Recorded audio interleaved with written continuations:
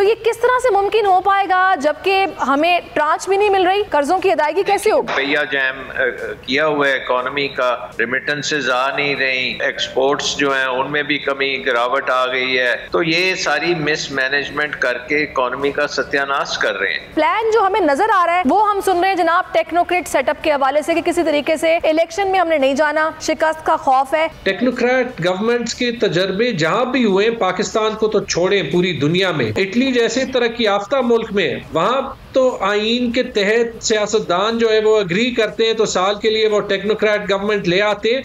वो तजर्बा भी नाकाम रहा है। और मौजूदा हुकूमत के लिए सियासी और मुआशी चैलेंजेस से सबसे बड़ा चैलेंज क्या इस वक्त बढ़ती हुई दहशतगर्दी के खतरात हैं? आप सियासत, मईशत और सिक्योरिटी, ये तीनों आपस में जुड़े हुए हैं। ये नामुमकिन है कि आपके मुल्क में सियासी अदम इस्तेहकाम हो और उसकी वजह से ना आपकी खारजा पॉलिसी चल रही हो, जामद हो, और ना अंदरूनी तौर पे कोई अमन ला सके। सफेद पोश तबका इस सर्दी से बचने के लिए जिन बाजारों का रुख करता है वहाँ पे भी रिलीफ नहीं मिल रहा। जो यूज कपड़े हैं, पुराने कपड़े जिसमें सेकेंड हैंड यूज क्लोथिंग भी कहते हैं, ये हम इम्पोर्ट करते हैं। 16 दिसंबर 2022 को वैल्यूएशन डिपार्टमेंट ने अचानक इसकी जो वैल्यू 200% तो सिंपल उसमें वैल्यू ऐड कर दी, और अगर हम बाकी टैक्स भी इसके साथ मिला ले तो 250 से 300% वो चीजें मजीद महंगी हो जाती हैं। सब्सक्राइब करें और बेल दबाएं ताकि कोई खबर रह न जाए।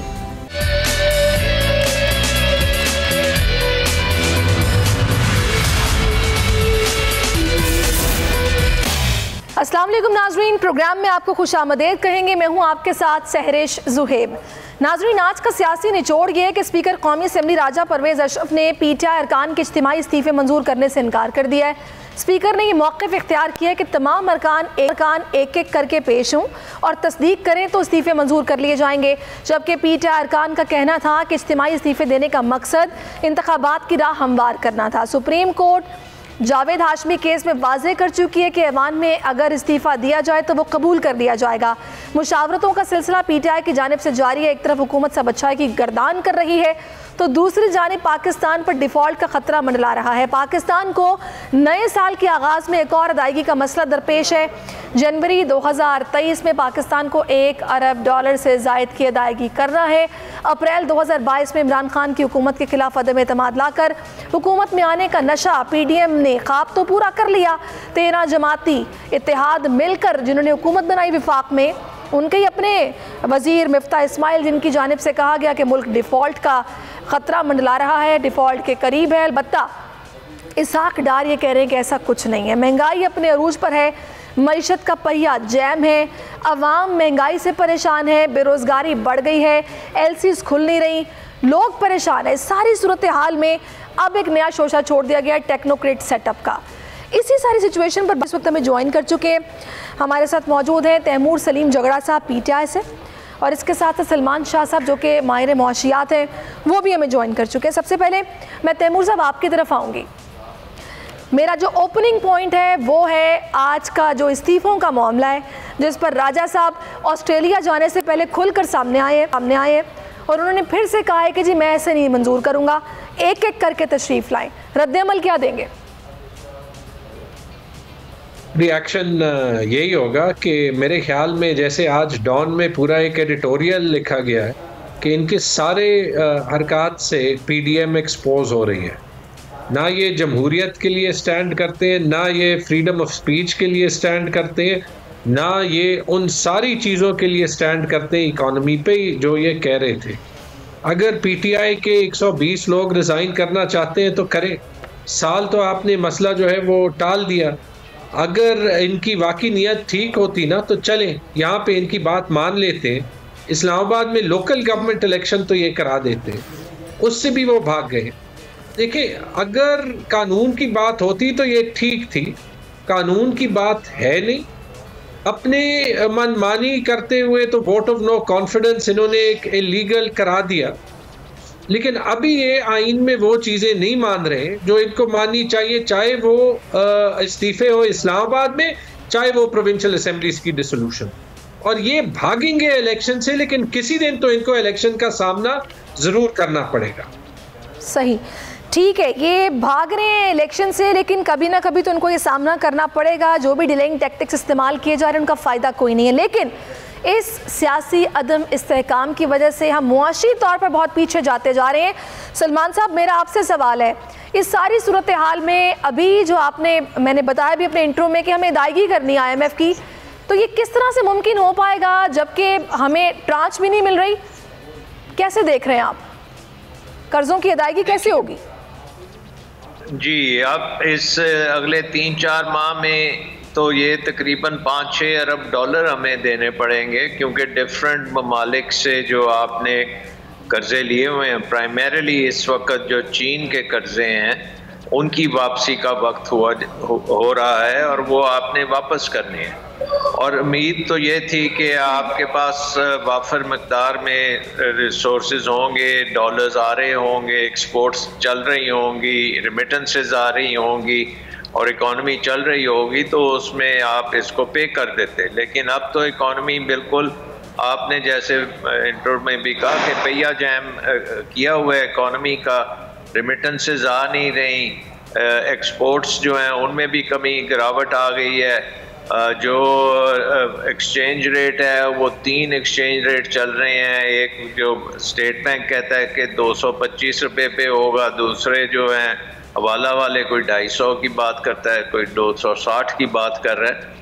तो ये सारी मिसमैनेजमेंट करके इकॉनमी का सत्यानाश कर रहे हैं। सो आई थिंक कि सबसे पहली बात जो है वो आपको IMF के साथ जो प्रोग्राम है उसको लेटर और स्पिरिट में आप फॉलो करें, और साथ साथ ये जो पेमेंट्स हैं जिनके साथ पेमेंट्स हैं अगर आप पे करें कर सकते हैं तो करें, नहीं तो उनसे बात पहले करें। ये ना हो कि जब वक्त गुजर जाए तो फिर आप बात करेंगे तो फिर तो आप डिफ़ॉल्ट में आ गए और फिर आपका नुकसान जो है वो बहुत ज़्यादा होगा। बिल्कुल सलमान साहब, लेकिन कुछ माहिर मुआशियात तो ये कह रहे हैं कि टेक्निकली हम डिफ़ॉल्ट में आ चुके हैं। मैं चाहूँगी कि इस पर तैमूर साहब आपकी एक भी मुझे ये बताइएगा। अभी तक तो आपकी इकोनॉमिक डिसरप्शन सिर्फ हुई है ना। अभी तक आपने सूद की पेमेंट्स भी आप कर रहे हैं और जो ड्यू होता है वो भी आप कर रहे हैं और उसका रोल ओवर वगैरह भी हो रहा है। लेकिन ये काम जो है ये आपको एक सॉलिड तरीके से करना पड़ेगा ना। ये नहीं है कि हर दूसरे दिन तीसरे दिन आपकी मुसीबत पड़ी हो कि परसों आपने देने हैं $1 बिलियन और $1 बिलियन है नहीं है। इस तरह से तो आप डेफिनेटली डिफ़ॉल्ट में पहुंच जाएंगे। और हमारे देखें finance minister, prime minister, foreign minister पिछले 4-5 महीनों में ये सारी दुनिया के चक्कर लगाते रहे हैं। चीन जा रहे हैं, कभी अमेरिका जा रहे हैं, कभी यूरोप जाते हैं, हर जगह गए हैं। लेकिन मुझे कर्ज़ों के बारे में किसी जगह से भी कोई खबर नहीं आई कि वहाँ पे कोई मायदा हुआ है, कोई एग्रीमेंट कोई हमें पैसे देने को तैयार नहीं है। इवन कि मुझे तो ये लग रहा है कि कोई इनसे बात करने को तैयार नहीं है, वरना बोर्ड की मीटिंग भी होती है और पैसों के हवाले से खुद सुनगुन हम सुनते हैं कि क्या बात हो रही है, ट्रांच मिल रही है, नहीं मिल रही है, कैसे मिलेगी, या इनका प्लान क्या है। कोई प्लान भी नहीं बता रहा। मैं तैमूर साहब आपकी तरफ आऊँगी। प्लान जो हमें नज़र आ रहा है वो हम सुन रहे हैं जनाब टेक्नोक्रेट सेटअप के हवाले से कि किसी तरीके से इलेक्शन में हमने नहीं जाना, शिकस्त का खौफ है, ये पहिया चलना चाहिए, तो जो चीज़ डाइजेस्ट हो सकती है वो टेक्नोक्रेट सेटअप को लाया जाए ताकि कुछ हो सके। मुलाकातों की भी खबरें गर्दिश में है। आप किस तरह देख रहे हैं इस नए शोशे को या इस प्लान को? देखिए, कहने को तो टेक्नोक्रेट मैं भी हूँ, टेक्नोक्रेट सलमान साहब भी हैं, हम दोनों जो है वो हमारे प्रोफेशनल करियर्स रहे हैं। लेकिन ये तो मैं ब्लैक एंड वाइट में कहूँगा कि 75 साल हमने बहुत एक्सपेरिमेंट कर लिए। Military government, civilian governments, military governments में टेक्नोक्रेट्स ही 30 साल रहे हैं। टेक्नोक्रेट गवर्नमेंट्स के तजर्बे जहाँ भी हुए, पाकिस्तान को तो छोड़ें पूरी दुनिया में, और जो बड़ी मिसालें जहन में आती हैं, एक बांग्लादेश की जो 2007 से 9 में हुआ, उसको ही यहाँ पर रेफर किया जाता है क्योंकि वो एक्स्ट्रा कॉन्स्टिट्यूशनल था। लेकिन 2009 में उन्हीं लोगों को वापस हुकूमत की चाबियाँ देनी पड़ी जो उससे पहले थे, जो वहाँ पे जो 2 बेगमात हैं, शेख हसीना और जो खदीजा ज़िया, मेरे ख्याल में उनका नाम है। दूसरी जो मशहूर मिसाल आती है वो इटली जैसे तरक्की याफ्ता मुल्क में है। वहाँ तो आइन के तहत सियासतदान जो है वो एग्री करते हैं तो साल के लिए वो टेक्नोक्रेट गवर्नमेंट ले आते हैं। वो तजर्बा भी नाकाम रहा है। और एक टेक्नोक्रेट सियासी मैदान में आते हुए मुझे समझ आई है कि क्यों। टेक्नोक्रेट्स का हुकूमत में होना बड़ा ज़रूरी है, लेकिन पॉलिटिकल सिस्टम के तहत अगर आप डायरेक्टली इलेक्टेड हो तो आपके पास फिर एक एक्चुअल जो है वो पावर बेस भी होती है, आप ज़्यादा मुश्किल काम कर सकते हैं। तैमूर साहब, जिन हजरात के नाम सामने आ रहे हैं, जिनसे मुलाकातें हो रही हैं, वो पीटीआई के दौर में भी शुरू में साथ थे, लेकिन उसके बाद उनको चेंज भी किया गया। और कुछ जो इक्तिसादी हमारे माहिरीन हैं वो इनको इकनॉमिक हिटमैन भी कहते हैं कि भाई अगर तो इन्होंने आके कुछ सही करना है या इनके से कोई तवक्कुआत हैं तो ये आप गलती करेंगे। आप इस हवाले से क्या कहेंगे? देखिए, मैं यही कहूँगा कि अगर टेक्नोक्रेट गवर्नमेंट आएगी तो वो पॉलिटिकल पल्स को नहीं समझ सकेगी, और मुश्किल फैसले पाकिस्तान में माजी में ना टेक्नोक्रेट गवर्नमेंट्स ले चुकी हैं ना पॉलिटिकल गवर्नमेंट्स ले चुकी हैं। मेरे ख्याल में 100% मुश्किल फैसले हमने लेने हैं, लेकिन एक पॉलिटिकल गवर्नमेंट ही मुश्किल फैसले ले सकती है क्योंकि वो लोगों को एक्सप्लेन कर सकती है। इस पीडीएम जैसे गवर्नमेंट जैसे पॉलिटिकल गवर्नमेंट नहीं, क्योंकि इनके पास तो मैंडेट ही नहीं है ना। लेकिन अगर मैंडेट हो तो आप लोगों को एक्सप्लेन कर सकते हैं। इंडिया का 1991 में $1 अरब खजाने में रह गया था, उन्होंने अपना सोना भी गिरवी रख दिया था, उनका भी बैलेंस ऑफ पेमेंट क्राइसिस था, वहां से उन्होंने मुश्किल रिफॉर्म का सिलसिला शुरू किया। कोई टेक्नोक्रेट गवर्नमेंट नहीं आई थी। हाँ, गवर्नमेंट में टेक्नोक्रेट थे, मनमोहन सिंह जैसे, और इंडिया का पिछले 30 साल का हाल देख ले, सलमान साहब को वो कहानी मेरे से बेहतर जो है वो पता होगी। और जहां तक आपने बात की, ये बात हकीकत है, बहुत से जो हमारे टेक्नोक्रेट्स हैं वो अपनी इनिंग्स खेल चुके हैं। वही लोग अगर दोबारा आए सिर्फ खुद से, या हमारी ब्यूरोक्रेसी में जो टेक्नोक्रेट्स हैं, अभी मैं वकार मसूद साहब का नाम सुन रहा था कि उनको ऐसे पीएम लगाना है, तो वो तो 50 बार लग चुके हैं, तो वो 91वीं बार जो है वो क्या कर लेंगे आके। हमें एक बार ये रियलाइज करना है कि पॉलिटिकल सिस्टम को चलने देना है, उसे मैच्योर होने देना है, और हाँ, हम सियासतदानों ने मुश्किल फैसले लेने, जैसे इमरान खान ने 3-3.5 साल लिए। जब कोविड का वक्त आया, जब उससे पहले जो है वो जब $20 अरब का करंट अकाउंट खसारा था, जब हमने टेक ओवर किया और IMF के प्रोग्राम में मुश्किल फैसले लेके ही गैर मकबूल हुए ना। लेकिन टेक्नोक्रेट गवर्नमेंट जवाब नहीं है। फवाद चौधरी ने बिल्कुल ठीक कहा, जब बाहर से लोग आएंगे और उनका यहाँ पे वेस्टेड इंटरेस्ट होगा नहीं। आ गया तैमूर साहब, मैं चाहूंगी सलमान शाह साहब आप इस पर रोशनी डालिए, और दूसरा अब आप इस हवाले से क्या सोच रहे हैं? मुझे इस बात की भी टेंशन है कि ये जो $1 बिलियन भी हमें चाहिए हो, तो हम पता नहीं कहाँ कहाँ जाके तरले मिन्नतें करते हैं, तो फिर हमें वो थोड़े से पैसे मिलते हैं। यहाँ पर $8 बिलियन की बात हो रही है। क्या मजीद टैक्सेस का बोझ डलने वाला है? होने क्या वाला है आवाम के साथ आगे आने वाले 2-3 महीनों में?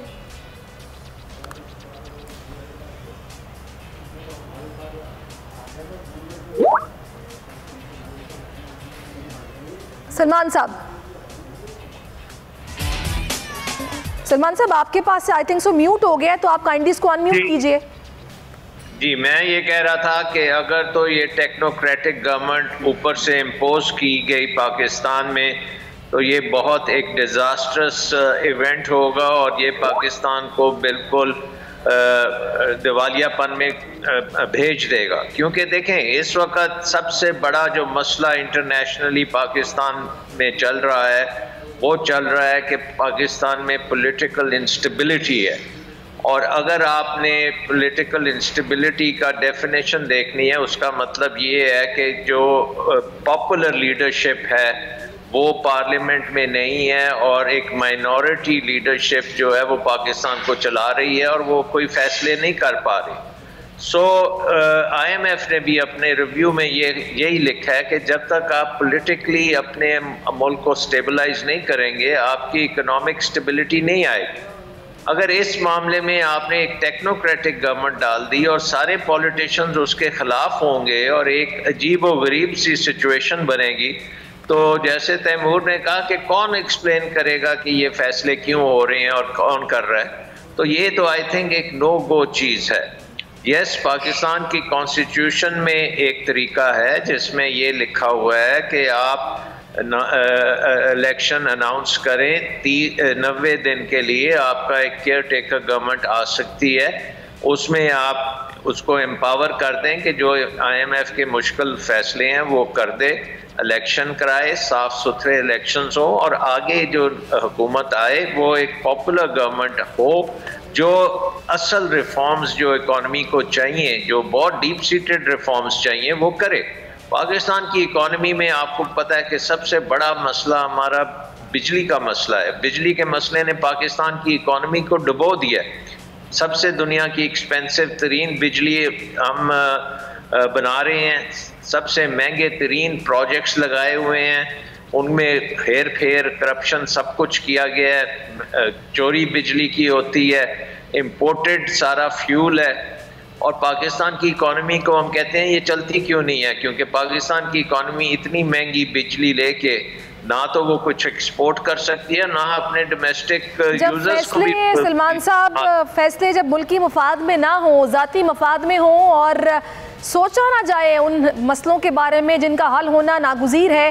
डैम्स बनाने की बातें बचपन से सुनते आ रहे हैं, आज तक उस तरीके से डैम्स ही नहीं बन पाए जो कि बहुत ज़रूरी है। इतना पानी समंदरों में बहकर ज़ाया हो जाता है, कोई नहीं सोचता, किसी को फिक्र नहीं है। फिक्र है तो अपने ज़ाती बैंक बैलेंस की कि वो कितना पिछले साल बढ़ा और बढ़ना चाहिए। मैं आपका शुक्रिया अदा करूँगी सलमान साहब, उनके टाइम कुछ कम है, और तैमूर साहब आपका भी बहुत शुक्रिया। सारी सूरत हाल में जब इकोनॉमिक क्राइसिस का शिकार है तो मरीम नवाज़ ट्वीट करती हैं कि आधी से ज़्यादा आबादी गुर्बत के गड़े में दाखिल कर देने के बाद भी गज़ भर की लंबी ज़ुबानें इन्हीं की निकल सकती हैं जो गरीब का दर्द नहीं जानते। ज़रा पूछो लोगों से कि वो 2017 वाला नवाज शरीफ का पाकिस्तान चाहते हैं या तुम्हारा गुर्बत, महंगाई, बेरोज़गारी, बदअमनी, दहशतगर्दी, फाकाकशी वाला पाकिस्तान। ये तनकीदी ट्वीट है मरीम नवाज़ का जो उन्होंने सिर्फ 1 साल पहले इमरान खान के दौरे हुकूमत में किया। आज सिर्फ 1 साल के बाद नून लीग की हुकूमत भी है और पाकिस्तान के ये हालात हैं कि मुल्क में आटा नायाब है, महंगाई आसमान से बातें कर रही है, टेक्सटाइल इंडस्ट्रीज़, ऑटो इंडस्ट्रीज़ तबाह हो चुकी हैं, सैकड़ों फैक्ट्रियाँ बंद हैं, हज़ारों अफराद बेरोज़गार हैं और 2 वक्त की रोटी को तरस रहे हैं। बदअमनी, दहशतगर्दी फिर सर उठा रही है, लेकिन मरीम नवाज़ की चुप टूट कर नहीं दे रही। जो 1 साल कबल तक यके बाद दीगरे इमरान खान मुखालिफ ट्वीट्स किया करती थी, आज चुप साधे बैठी हैं, न जाने कहाँ है। 6 नवंबर 2021 को इस ट्वीट के महज 5 मिनट के बाद मरीम नवाज़ की एक और ट्वीट जो कि सवालिया है वो आती है, जिसमें मरीम नवाज़ अवाम की हमदर्द PDM बनकर पूछती हैं और मुस्लिम लीग नून अवाम के एहसासात की तर्जुमानी और उनकी तकलीफ़ का मदावा करना चाहती है। आपकी दुख की घड़ी में आपके साथ खड़ा होना चाहती है और आपकी आवाज़ बनना चाहती है। आपके ख्याल में इस सिलसिले में हमारा सबसे मौसर और इंतहाई इक़दाम क्या होना चाहिए?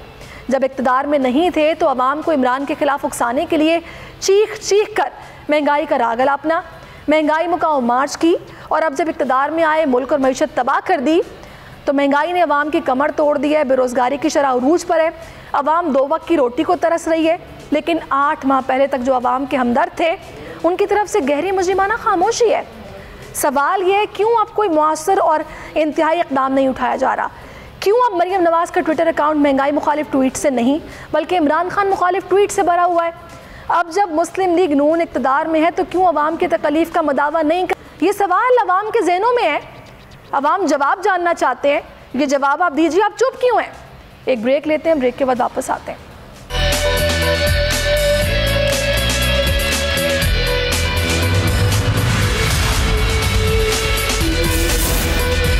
वेलकम बैक नाज़रीन, और अब एक और जाविये की बात करेंगे जिसके हवाले से मैं आपको बताऊंगी।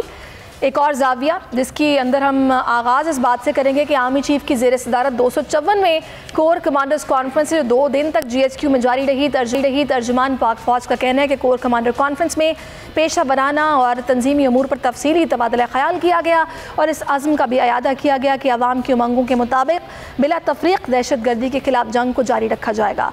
दूसरी जानिब अगर हम नज़र डालें तो अफ़गानिस्तान में अमरीकी और नेटो के फ़ौजी मिशन की तैनाती ने पाकिस्तान में अस्करियत पसंद ग्रुपों की सरगर्मियों के लिए एक ज़रख़ेज़ ज़मीन पैदा कर दी और ऐसा महसूस हो रहा है कि इंसदाद दहशतगर्दी की जंग के पहले मरहले की तरह जो 2001 में अफ़गानिस्तान में अमरीकी और नेटो अफवाज की तैनाती के बाद शुरू हुई थी, एक बार फिर से पाकिस्तान और अफ़गानिस्तान का सरहदी इलाका इस नए हाइब्रिड इंसदाद दहशतगर्दी जंग के दूसरे हिस्से में एक फ़ाल मरकज़ बनने जा रहा है।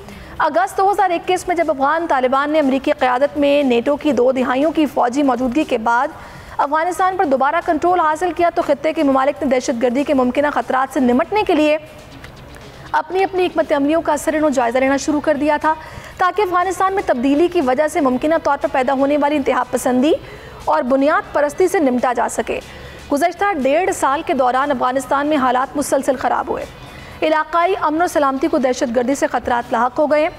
अगरचा इस तरह की पेशरफ्त के नतीजे में पैदा होने वाली सूरत हाल का बराह रास्त असर अफ़गानिस्तान की सरहद से मुत्तसिल खैबर पख्तूनख्वा और बलोचिस्तान के सूबों पर पड़ेगा, लेकिन पूरे मुल्क के लिए सलामती और मुआशी मुज़म्मनात संगीन हो सकते हैं।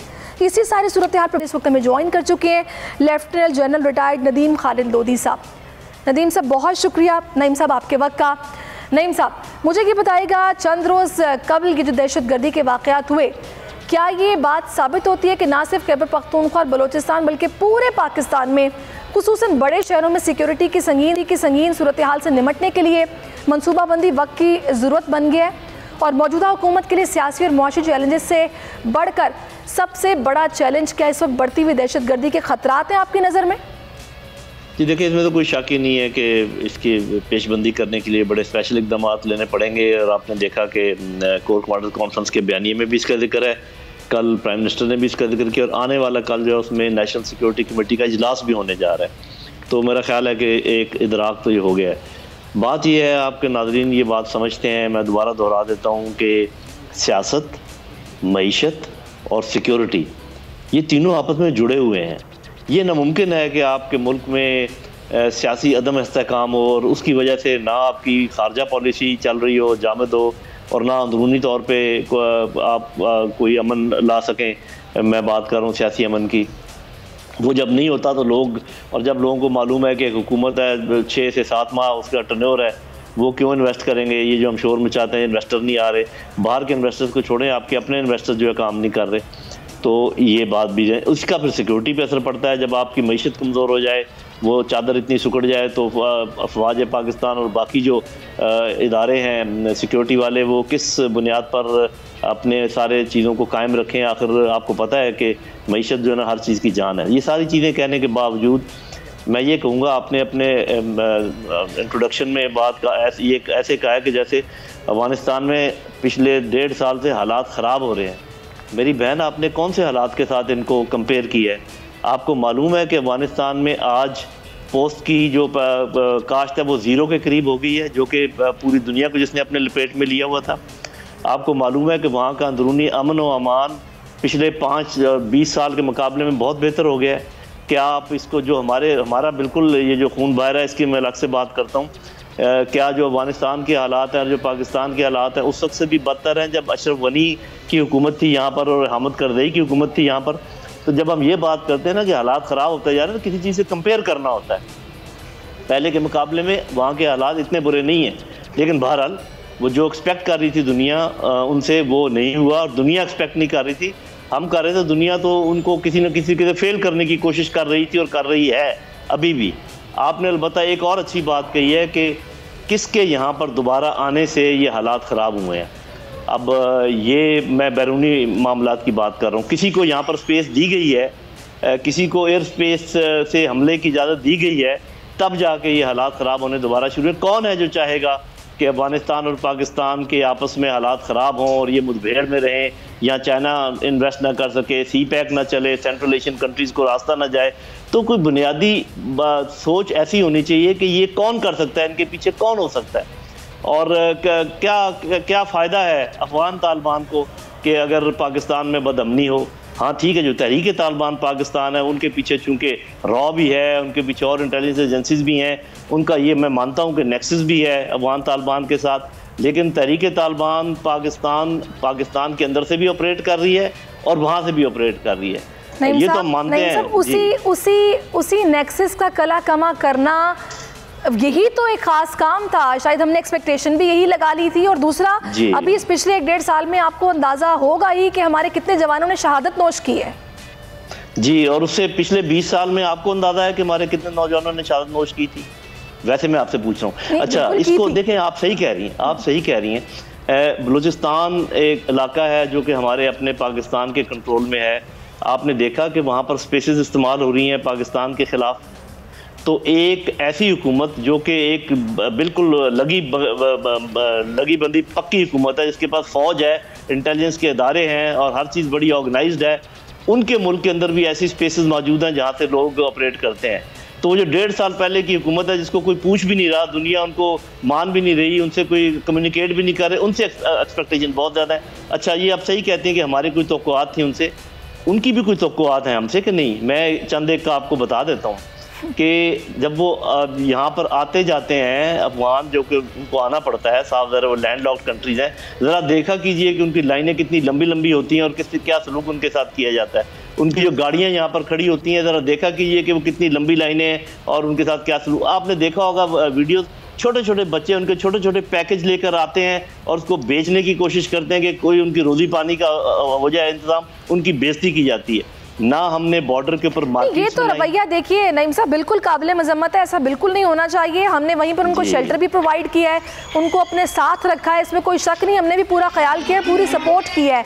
मेरा आपसे दूसरा सवाल ये है कि इलाकाई दहशतगर्द गिरोहों के साथ साथ बैरूनी दहशतगर्द तंजीमों के रवाबित पाकिस्तान के अंदर इंसदाद दहशतगर्दी की कार्रवाइयों के लिए मुश्किलात को क्या काफ़ी हद तक बढ़ा रहे हैं?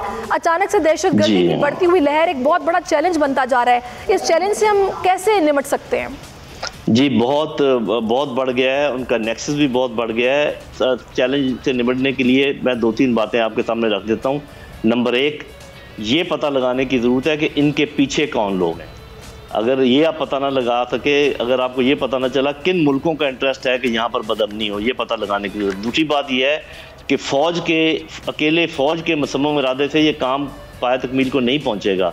इसके लिए आपको पॉलिटिकल ओनरशिप लेनी पड़ेगी और पॉलिटिकल स्पीयर हेड करेंगे सारे मामले को, चाहे वो जिस तरीके से भी हो। मेरा अपना ख्याल ये है कि जो बहुत सारे मुल्कों को मिलकर, China, Pakistan, Iran, central Asian countries, तुर्की, कतर वगैरह को मिलकर एक भारी वक्त बनाकर अफगान तालिबान के पास जाना चाहिए, उनको कहना चाहिए, उन पर जोर डालना चाहिए कि ये अनफ इज़ अनफ, हम ये बर्दाश्त नहीं कर सकते कि जिस आपके इलाके से लोग जो ना बाहर जाएँ, तो आप इसको कंट्रोल करें। उसके बाद फिर हमें इनसे बात करने की जरूरत है और हमें एक वक्त की सूरत में जाना चाहिए। जी नहीं दोनों नहीं जी, उनसे बात करने की ज़रूरत है, टीटीपी का कला कमा करने की ज़रूरत है फिज़िकली, और ये जो है ना बहुत ज़रूरी है कि ये ओवरऑल एक हो जिसमें आपके पॉलिटिकल लोग भी शामिल हों और मिलिट्री भी शामिल हो। और ये भी याद रखिए कि ये जो लोग आपको लड़ाने की कोशिश कर रहे हैं अफगानिस्तान से, उनसे होशियार रहें। आप तहरीक तालिबान पाकिस्तान से लड़ें, अफगानों के साथ लड़ने की कोशिश आपका पॉइंट आ गया नईम साहब, बिल्कुल आपने बजा फरमाया, बहुत अच्छी बात आपने की है, बहुत शुक्रिया आपका।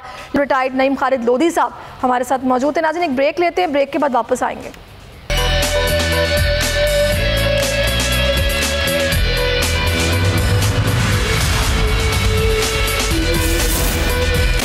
वेलकम बैक नाज़रीन। जहां एक तरफ हम एक महंगाई के तूफ़ान की बात कर रहे हैं कि जब मईशत का पहिया रुका हुआ है, बेरोज़गारी बढ़ गई है और ज़मीन पे उगने वाली सब्जियां भी आसमान पर पहुंची हुई कीमतों की वजह से लोग नहीं ख़रीद पा रहे हैं, वहीं पर सफ़ेद पोश तबका इस सर्दी से बचने के लिए जिन बाज़ारों का रुख करता है वहाँ पर भी रिलीफ नहीं मिल रहा।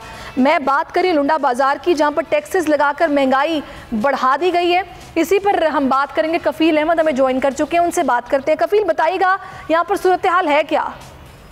देखें, जो इस्तेमाल शुदा कपड़ों के हवाले से अब तक लोग जो हैं वो बासानी खरीद लिया करते थे, उनके लिए खासी मुश्किलात हो गई हैं। और इस पर जो बताया जा रहा है कि 36 सेंट के हिसाब से जो इसकी जो ड्यूटी थी उसको जो है वो $1 कर दिया गया है, जिसके बाद जो मर्चेंट एसोसिएशन है, क्लॉथ मर्चेंट, उनका कहना ये है कि ये 300% तक जो है वो इजाफा हो गया। और उसके बाद जो उनके आदाद शुमार दिए गए उसके मुताबिक 300 कंटेनर्स हैं जो ताहाल कराची पोर्ट पर मौजूद हैं और उसमें इस्तेमाल शुदा कपड़ों का जो माल है वो मौजूद है और उसकी जो मालियत है $12 लाख बनती है। तो उनका कहना है कि इसमें जो है वो इजाफा फौरी तौर पर वापस लिया जाए, इसलिए कि गरीब तबका पहले ही बदतरीन महंगाई से दो चार है। तो इस सर्दी के अंदर वो जो सफेद को स्पेशली जो इफेक्टिव हैं सैलाब से मुतासर उन एरियाज के अंदर ये माल नहीं पहुंच पाएगा और वो सर्दी से अपने बचाव का इंतजाम जो है वो नहीं कर पाएंगे। तो लिहाजा उन्होंने कहा कि फौरी तौर पर डीडी इवैल्यूएशन से मुतालबा किया कि इसको फौर वापस लिया जाए, वरना ये बहुत ज़्यादा मुश्किलात होंगी और वो अफोर्ड करने के काबिल नहीं रहेंगे। ठीक है, आप कफील मेरे साथ रहेगा। इस वक्त हमें joint and cloth merchant association के अमीर मोहम्मद खान साहब ने। अमीर साहब, मुझे ये बताइएगा आप लोगों के कारोबार की सूरत हाल क्या है और मुतालबा क्या आप लोगों का? अस्सलाम वालेकुम। पहले तो आपका शुक्रगुजार हूँ कि आपने टाइम दिया और हमारी एसोसिएशन की तरफ से आपने हमें अपना मौक़िफ़ पेश करने की जो है वो सहूलत और इजाज़त दी। अर्ज ये करना था कि हम second hand use clothing merchant association से हमारा ताल्लुक है और हम बेसिकली कमर्शियल इम्पोर्टर हैं। जो यूज कपड़े हैं, पुराने कपड़े जिसमें सेकेंड हैंड यूज क्लोथिंग भी कहते हैं, ये हम इंपोर्ट करते हैं। तो इसके ऊपर ये कई सालों से 2-3 दहाइयों से ये माल आ रहा है पाकिस्तान में, लेकिन अभी रिसेंटली 16 दिसंबर 2022 को वैल्यूएशन डिपार्टमेंट ने अचानक इसकी जो वैल्यू एडिशन है वो 200% तो सिंपल उसमें वैल्यू ऐड कर ली और अगर हम बाकी टैक्स भी इसके साथ मिला ले तो 250 से 300% वो चीज़ें मजीद महंगी हो जाती हैं। तो उसका इफेक्ट ये पड़ता है कि जो चीज़ 100 की थी वो अब 300 और 400 रुपए तक चली जाएगी। अभी जो मार्केटों में माल है, सर्दी का मौसम है, दिसंबर का आखिरी सीजन चल रहा है, जो माल लोगों के पास रिटेल शॉप्स में है वो तो शायद आने वाले कुछ वक्त में ये खत्म हो जाएगा, लेकिन अगर महीना गुजरता है या 20 दिन ये चीज़ मजीद लेट हो जाती है तो सप्लाई चेन का एक शदीद बहरान सामने आएगा और गरीब जो पहले ही गुर्बत की लकीर से नीचे जिंदगी गुजार रहा है उसके लिए बहुत सी मुश्किलात पैदा हो जाएंगी। सही। मुझे ये बताइएगा कि आप लोगों का मुतालबा ये है कि इस टैक्स को वापस लिया जाए, ऐसा ही है? हमारा मुतालबा हुकूमत वक्त से, अरबाब इक़्तिदार से यही है कि 16 दिसंबर से पहले जो हमारी वैल्यू थी उसे बहाल किया जाए ताकि हमारे पोर्ट में जो 400 से 500 कंटेनर स्टक शुदा पड़े हैं, फंस गए हैं और कमर्शियल इंपोर्टर्स ने अपना माल पोर्ट से छुड़ाना बंद कर दिया है, इस पॉलिसी की वजह से उसे बहाल किया जाए ताकि ये 400-500 कंटेनर आकर जो सप्लाई चेन है वो दोबारा सिचुएशन बहाल हो और आम गरीबों को इस माल तक आसान और कम पैसों में रसाई मुयस्सर हो। ठीक है जी। अगर ये फैसला जल्द अज जल्द होना बहुत ज़रूरी है, वरना काफ़ी गैप आ जाएगा, चीज़ें लोगों को मैसर नहीं आ सकेंगी और माल वहाँ फंसा रहेगा। बहुत शुक्रिया आपका अमीर मोहम्मद खान साहब, कफ़ील अहमद आपका भी बहुत। और नाज़रीन, अपने इन्हीं अवामी मसाइल को उजागर करने के लिए बोल अवाम की आवाज़ आपके लिए प्लेटफॉर्म मौजूद है। अपने व्हाट्सएप नंबर आप स्क्रीन पर देख रहे हैं, इस पर वीडियोस बनाकर भेजिए। जो भी आपके मसाइल हैं उनको सही तरीके से उजागर कीजिए, बोल आपका साथ देगा। प्रॉपरली अपने नाम के साथ, एड्रेस के साथ वीडियोस बनाकर भेजिए और बोल के तवस्सुत से वो आगे अरबाब इख्तियार तक वो पहुँचाई जाएगा। सारा मामला, उस मसले को उजागर किया जाएगा, हाईलाइट किया जाएगा। बोल आपको ये मौका दे रहा है, तो कोई भी मसला, कोई भी मसाइल जो कि आपको अपने इर्द गिर्द नज़र आ रहे हैं, आप चाहें तो उसको उजागर कर सकते हैं, अरबाब इख्तियार तक पहुंचा सकते हैं। लेकिन जो वीडियो आपने बनानी है उसको प्रॉपरली बनाना है ताकि हमें भी आसानी हो आपके इस मसले को समझने में और आगे तक पहुंचाने में। तो प्रॉपरली एक वीडियो बनाकर आप लोग इस व्हाट्सएप नंबर पर सेंड कीजिए जो कि आप टेलीविजन स्क्रीन पर देख रहे हैं और अपनी आवाज़ अरबाब इख्तियार तक पहुँचाइए बोल के तवस्सुत से। मुझे इजाज़त दीजिए, अपना बहुत ख्याल रखिए, अल्लाह हाफ़िज़।